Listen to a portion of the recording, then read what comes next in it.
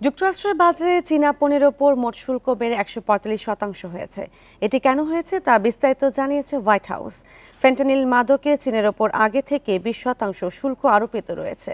এই ২০% শুল্ক যোগ হয়েছে ১২৫%-এর সঙ্গে, যা একই সাথে কার্যকর হবে বলে জানিয়েছেন হোয়াইট হাউস। বান্ডেল থাকলে প্রতি সেনমানিতে টাকা বাঁচবে। বিকাশ সেনমানি বান্ডেল কিনে জিতুন প্রতি লেনদেনে।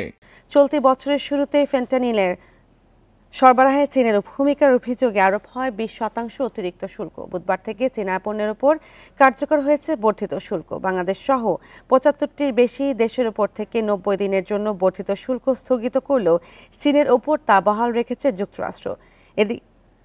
এদিকে ৯ এপ্রিল মার্কিন পণ্যের ওপর শুল্ক বাড়িয়ে ৮৪% করে চীন।